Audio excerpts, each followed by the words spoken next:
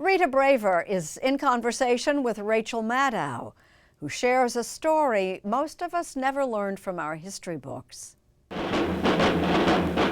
It may be hard to fathom that some 20,000 Americans would gather under an image of George Washington for a pro-Nazi rally in Madison Square Garden in 1939.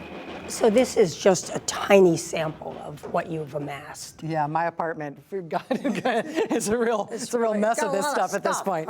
But Rachel Maddow has spent the last few years sifting through a ream of sobering stories for her new book, Prequel, An American Fight Against Fascism.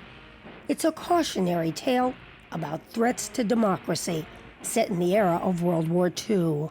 Not only were there lots of Americans who didn't want us to fight, but there was a lot of them who wanted us to fight on the other side. With the Germans, Nazis. with the Nazis. Maddow, who of course hosts a show on MSNBC, first explored the story in a series of podcasts focusing on surprising connections between Americans and Nazi interests.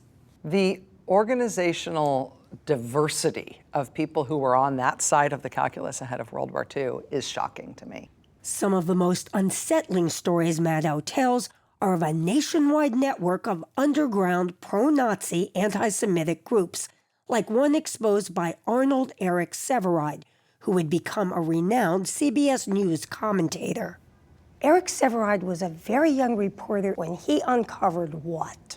The Silver Shirts. There was a group of very far-right extremists that were meeting secretly all over Minneapolis. They were forming themselves into armed cells all across the country to mount a war against the Jews and to set up a Hitler-style dictatorship here. This little bookshop is the California headquarters of the Silver Shirt Movement and Friends of the New Germany. And Severide infiltrated this group and basically decided, yes, they're crazy, but they're also serious. And this New York armory essentially became a supply depot for another anti-Semitic militia, the Christian Front. They had a captain on the inside in the 165th Infantry Unit that was willing to give them all this ammunition and cordite and hand grenade explosives, and they used it to stockpile bombs. What did they plan to do with it? That is why the FBI arrested them in mid-January 1940, the FBI. They thought they were only about 7 days ahead of the Christian Front plan to murder a bunch of congressmen, to firebomb and bomb a bunch of sites in New York City that they thought would be sensitive enough that they would set off essentially a race war. 18 people were charged with seditious conspiracy and theft of government property. And what happened? They got off. Either a hung jury or an acquittal for all of them. The way it was received was that was a Brooklyn verdict for some Brooklyn boys, that they were seen as being sort of hometown heroes, and being rabidly anti-Semitic, even violently so, was seen as a form of sort of patriotic anti-communism.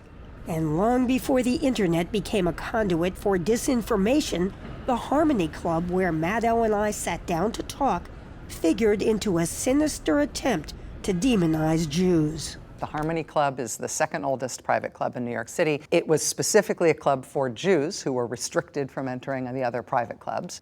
And in 1939, some unsavory characters, including a former Army general, claimed to a congressional committee that they'd learned of a plot being hatched here at the Harmony Club that might involve prominent Jews affiliated with the Roosevelt administration, including Supreme Court Justice Felix Frankfurter and Treasury Secretary Henry Morgenthau. House Un-American Activities Committee, which had just started, heard from a pair of witnesses who brought them a story about this place. These guys came to Congress and said, those Jews are plotting a takeover of the United States to destroy the United States and put the Jews in charge, and we're here to blow the whistle on it. And it was all fabricated. Completely fabricated. And this conspiracy theory they hatched about this place, this room, was part and parcel of trying to turn Americans into feeling about the Jews the way Hitler was making Germans feel about the Jews.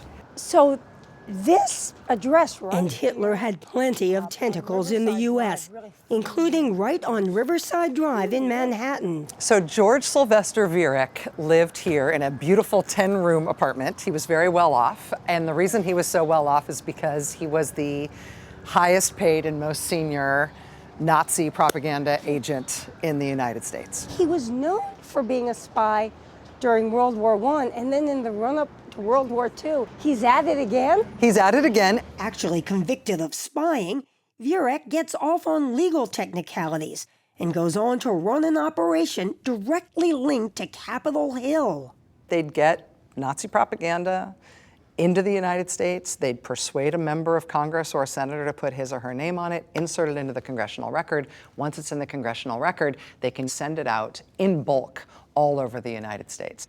Maddow calls out World War II-era senators like Ernest Blundin of Minnesota and Burton Wheeler of Montana, as well as House member Hamilton Fish III of New York, as being in cahoots with Viereck. U.S. indicts its top fascists. But when the federal government finally indicts some 24 people, including George Sylvester Viereck and several congressional staffers, in a seditious conspiracy, why are none of the members of Congress indicted? Good question. A lot of pressure was put on the Justice Department by members of Congress who are implicated in this scheme. And even that case sputters.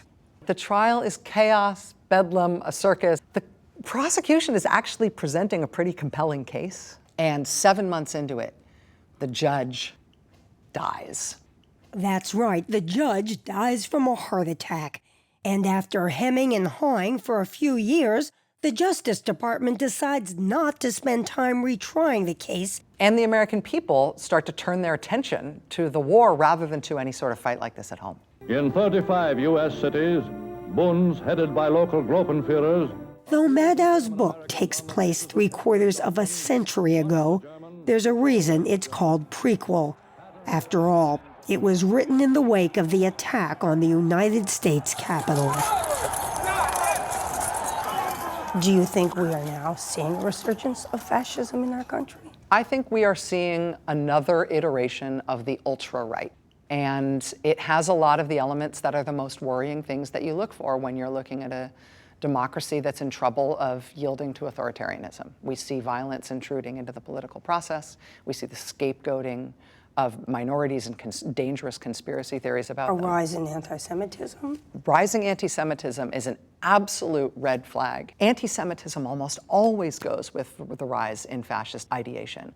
And it's just something that we can't ignore. There's a history here that we ought to learn from. Americans before us, just as smart, just as resourceful, just as funny, just as clear-minded as any of us could ever hope to be, fought those fights before us. We can learn from what they did.